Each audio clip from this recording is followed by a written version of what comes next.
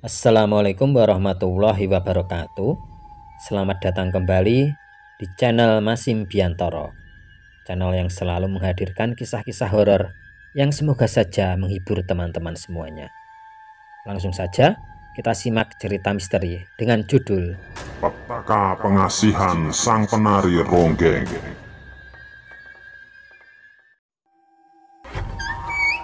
Malam itu bulan purnama, namun bulan belum sepenuhnya muncul.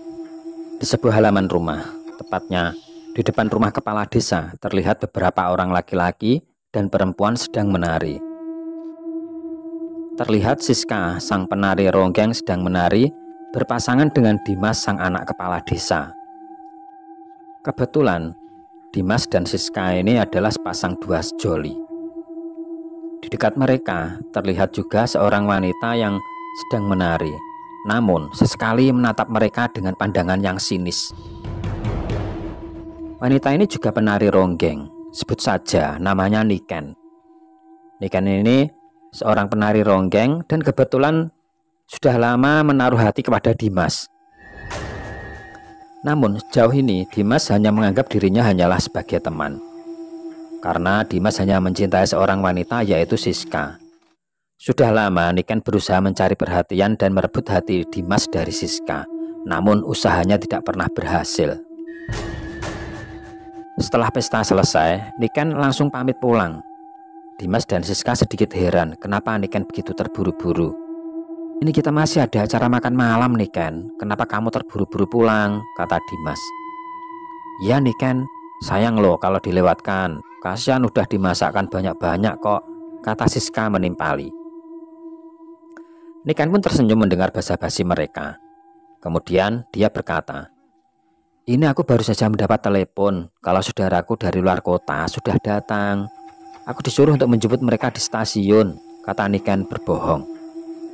Setelah Niken pergi dari tempat itu, ternyata dia tidak pulang ke rumah, tapi justru dia menuju rumah kakaknya untuk menenangkan diri. Kakaknya ini bernama Udin. Mereka ngobrol cukup lama dan akhirnya tanpa terasa Niken pun menceritakan semua masalahnya, termasuk masalah percintaannya dengan Dimas. Udin pun mendengarkan semua cerita adiknya dengan seksama. Kemudian akhirnya Udin menyarankan Niken untuk mendatangi paman temannya. "Memangnya apa hubungannya paman temanmu dengan masalahku?" tanya Niken sedikit heran dengan saran Udin. Udin kemudian menceritakan kalau paman temannya ini adalah seorang dukun yang sudah terbukti kesaktiannya. Paman temannya ini sering dimintai banyak orang untuk hal-hal seperti penglaris, pelet, pengasihan, dan lain sebagainya yang berhubungan dengan hal-hal gaib. Dan kelihatannya Niken pun mulai tertarik, karena selama ini dia sudah berusaha mendapatkan hatinya Dimas, namun sia-sia. Sepertinya jalan pintas memang perlu ditempuh agar usahanya berhasil untuk merebut Dimas dari Siska. Niken benar-benar sudah lupa diri dan dibutakan oleh cinta.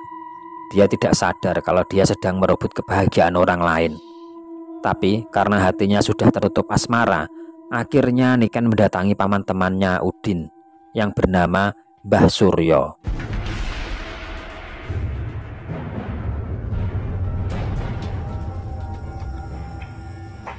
Di sini Niken menceritakan semua permasalahannya kepada Mbah Suryo. Intinya dia benar-benar meminta tolong kepada Mbah Suryo agar dia bisa meraih hatinya Dimas. Apapun syaratnya dan berapapun maharnya, Niken akan berusaha menyanggupinya. Kemudian Mbah Suryo meminta fotonya Dimas. Niken segera memberikan sebuah amplop yang ternyata di dalamnya ada selembar fotonya Dimas. Mbah Suryo pun menerawang foto itu. Selesai menerawang, Mbah Suryo berkata kepada Niken, "Terus terang ini agak berat, karena pemuda ini sangat mencintai kekasihnya. Untuk membalikkan hatinya kita perlu ilmu pelet tingkat tinggi. Ilmu pelet ini mungkin agak menjijikkan, tapi dijamin khasiatnya sangat dahsyat dan tidak boleh sembarangan dalam menggunakannya." "Saya tidak peduli, Mbah. Apapun caranya, saya siap menyanggupinya," kata Niken. "Baiklah, jika kamu sudah mantap dengan tekadmu. Ilmu pelet ini terus terang menggunakan sarana darahit yang keluar pertama kali dari dirimu. Jadi nanti ketika kamu datang bulan, ambillah darah yang pertama kali keluar. Kamu tempatkan di sebuah botol kecil dan kamu bawa ke sini, kata Mbah Suryo. Baik Mbah, nanti setelah datang bulan, saya akan ke sini lagi, kata Niken. Kemudian Niken pun berpamitan. Akhirnya waktu yang ditunggu telah tiba. Niken sudah datang bulan, dan setelah mengambil darah haidnya yang pertama kali keluar, Niken pun langsung pergi menuju ke tempatnya Mbah Suryo. Di situ Mbah Suryo langsung mencampurkan darah haid itu dengan bubuk kopi. Kemudian kopi itu dibacakan mantra. Hampir setengah jam lamanya Mbah Suryo merapalkan mantra ke dalam bubuk kopi itu. Selesai dengan ritualnya, Mbah Suryo berkata kepada Niken, bubuk kopi yang bercampur darah haidmu ini sudah aku rapal dengan mantra ilmu pelet. Jika kamu ingin mendapatkan hati pemuda itu, kamu harus bisa mencampurkan kopi ini ke dalam minuman dia. Tapi kamu harus ingat, campuran kopi ini tidak boleh lebih dari 1 sendok. Karena jika lebih dari 1 sendok, maka akibatnya akan sangat mengerikan. Pemuda itu akan sangat mencintaimu terlalu dalam, sehingga akan membuatmu kerepotan. Dan terus terang, setinggi apapun ilmu tetap ada kelemahannya. Ilmu pelet ini kelemahannya jika pemuda itu dilangkai 3 kali oleh ibu kandungnya, maka ilmu pelet ini akan luntur. Terima kasih Mbah, kata Niken. Setelah menyelesaikan semua persyaratan mahar dan lain sebagainya, Niken pun pamit. Sampai di rumah Niken berniat beristirahat. Namun baru beberapa menit tiduran di sofa, tiba-tiba Niken mendengar ada seseorang mengetuk pintu. Setelah pintu terbuka, ternyata ada orang yang mengantarkan undangan.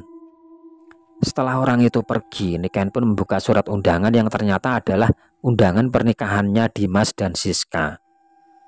Beberapa saat kemudian HP-nya berdering. Ternyata Siska yang menelepon. Siska meminta tolong padanya kalau di hari pernikahannya nanti dia ingin Niken yang menjadi penari untuk memeriahkan acara pernikahannya.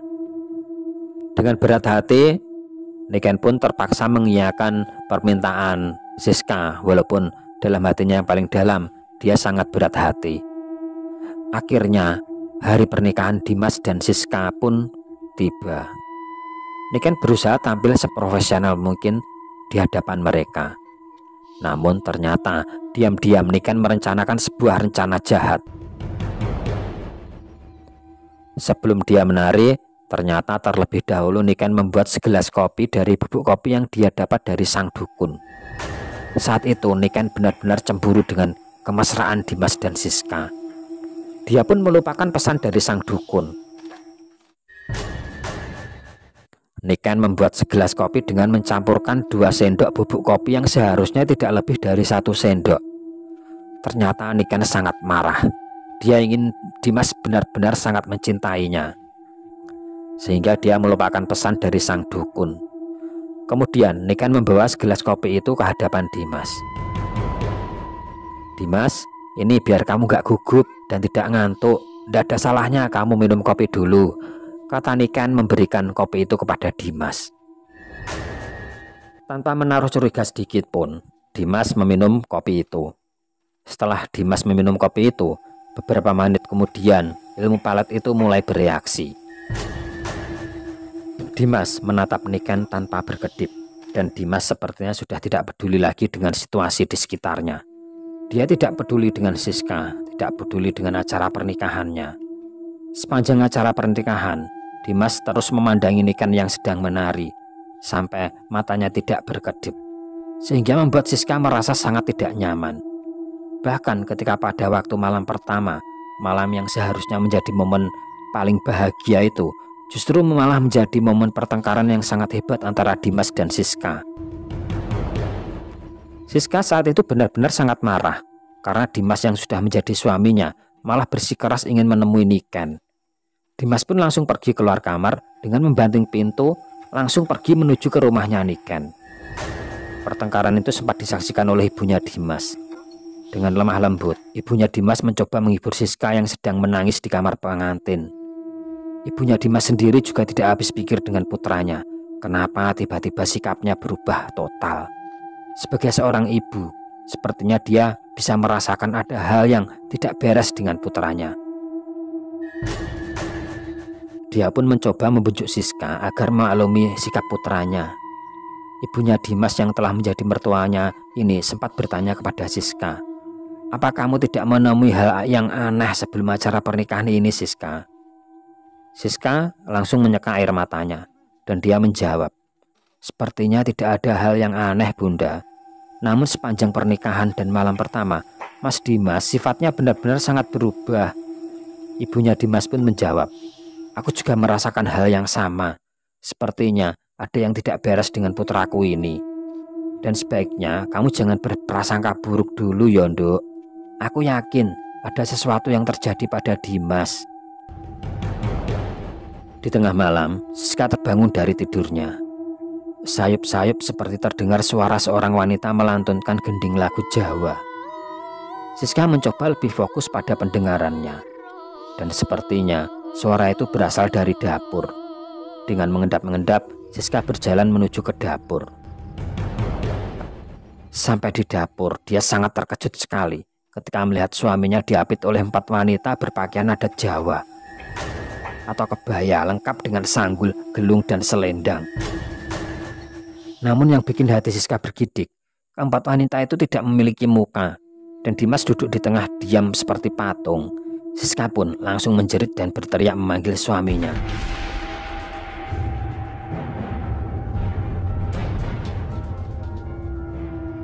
Namun tiba-tiba Siska tersentak seperti terbangun dari tidur. Ternyata Siska baru saja bermimpi. Namun mimpinya itu benar-benar seperti nyata. Setelah Siska bermimpi seperti itu, dia semakin yakin kalau ada sesuatu yang terjadi pada Dimas. Sesuatu yang ganjil dan di luar kasat mata. Sekarang kita beralih kepada Niken. Saat itu, Niken sedang duduk di ruang tamu sambil mengutak-ngatik HP-nya. Tiba-tiba ada suara seseorang mengetuk pintu rumahnya. Dengan segera Niken membuka pintu ruang tamu. Dan betapa terkejutnya Niken. Ternyata yang datang adalah Dimas. Niken seperti tidak percaya dengan apa yang dia lihat. Dimas langsung masuk ke ruang tamu, memegang tangannya Niken dan mengucapkan kata-kata kalau dia jatuh cinta kepada Niken dan ingin menikahinya. Niken merasa sangat senang, ternyata ilmu peletnya benar-benar ampuh. Namun ternyata kebahagiaan itu tidak berlangsung lama. Ya memang pada awal-awalnya Niken sangat bahagia. Namun di hari-hari berikutnya dia mulai mendapatkan masalah. Dulu waktu Niken mencampurkan kopi, dia terlalu serakah. Niken mencampurkan 2 sendok kopi yang seharusnya tidak boleh lebih dari 1 sendok. Dan sekarang efeknya benar-benar sangat mengerikan.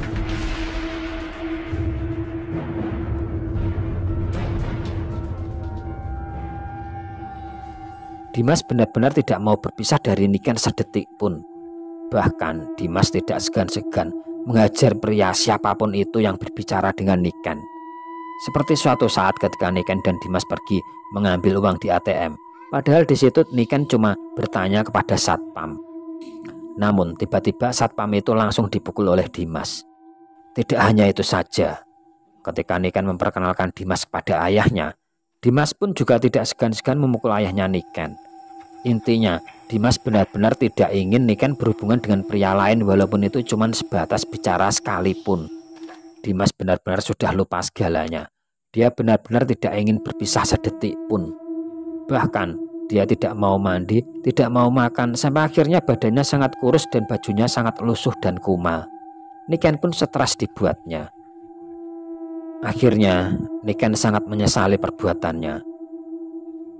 Dia akhirnya sadar kalau selama ini dia sudah merebut kebahagiaan orang lain. Niken berniat mendatangi Siska dan meminta maaf. Dia benar-benar menyesal telah mengkhianati sahabatnya dan merebut kebahagiaannya. Siang itu, Niken menelpon Siska dan mengajak Siska untuk bertemu. Namun ternyata saat itu Siska sedang berada di rumah sakit karena ibunya Dimas sedang dirawat. Akhirnya mereka pun janjian akan bertemu di rumah sakit. Sore harinya Niken dan Dimas sudah datang ke rumah sakit. Terlihat ibunya Dimas yang sedang terbaring sakit.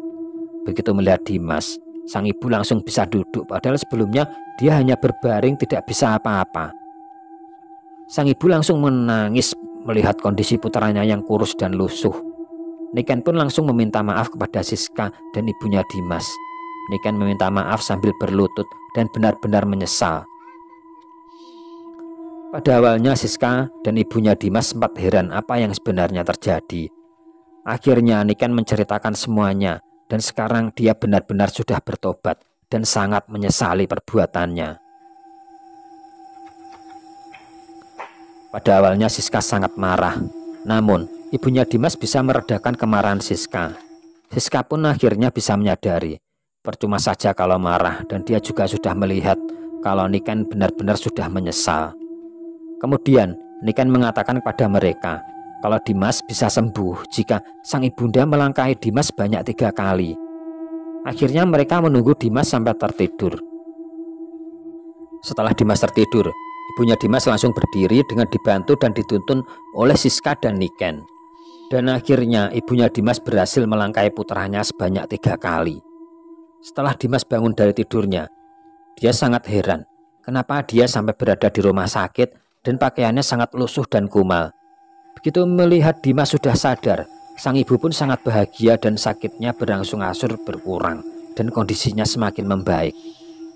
Namun naas bagi Niken. Ternyata begitu ilmu peletnya luntur, Niken langsung jatuh pingsan. Dan setelah bangun dari pingsannya, ternyata Niken sudah menjadi gila.